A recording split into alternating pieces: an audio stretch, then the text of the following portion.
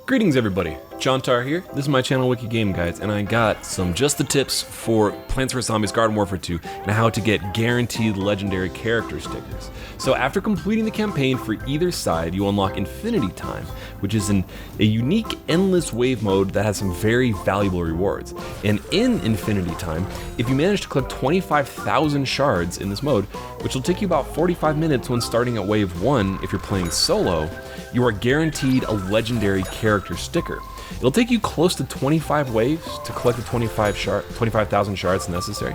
And the first time I hit 25,000 shards, I got one legendary rose sticker. Now, the second time I did this, I got one legendary corn sticker, but that one sticker unlocked the full legendary party mode Kernel Corn character for me. That is a tongue twister. And getting the 25,000 shards is not too difficult if you know a few tricks. It took me probably 2 tries to get it right the first time.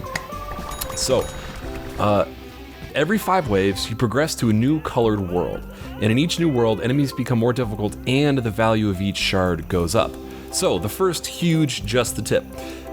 The shards heal you for 50 health each. Your character does not regenerate health over time the way that the plants and the zombies do in the real world.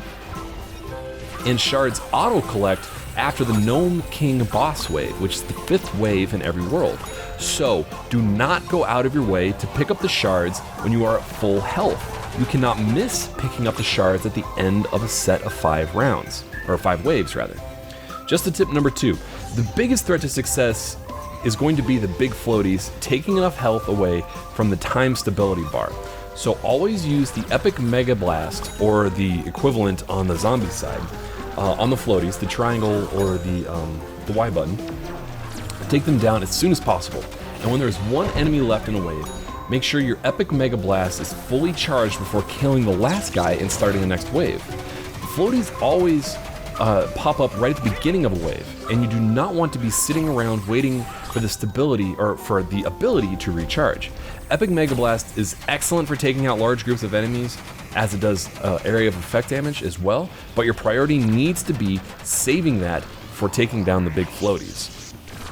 Just the tip number 3. Now, I prefer to strafe around and spend most of my time in this pool area, the original spawn area.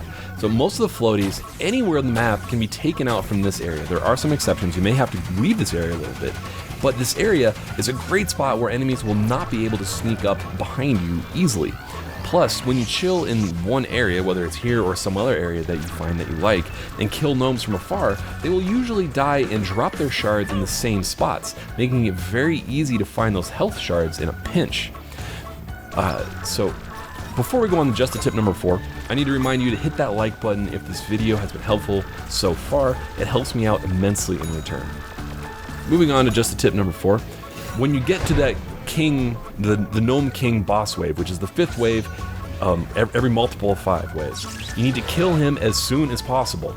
Now, when the Gnome King boss appears, he has 2 halves to that boss battle. Basically, the first half and the second half of his health. So use Epic Mega Blast right away to take his health down to half as quickly as possible. And then during that first couple seconds, he's going to call in some zombie reinforcements. Now, before killing all the zombie reinforcements, so when you get him, when you get the Gnome King below half health, he will then disappear for a couple minutes until you kill all the reinforcements. So, as you're killing the reinforcements, before killing the final reinforcement zombie, make sure that the Epic Mega Blast is fully charged. Then, kill that last reinforcement with the Epic Mega Blast fully recharged, and when the king reappears, use the Epic Mega Blast again and melt his health down to kill him as soon as possible, and the second wave of zombie reinforcements will die instantly as soon as the king is killed, saving you a lot of stress and headaches. So just the tip number 5, this one's very simple. Avoid the death balls thingies, I don't know what they're called. You can't kill them, and when you touch them, they quickly drain your health. Just avoid them entirely, just stay far away from them. And just the tip number 6, when you hit 25,000 shards, just kill yourself to get your legendary character sticker. Just end the run. There's really no reason to keep going on. So thanks for watching, everybody. If you're new to my channel, please subscribe for more Plants vs Zombies Garden Warfare 2 updates. And if you have any other tips, please post them in the comments. Thanks for watching, and game on.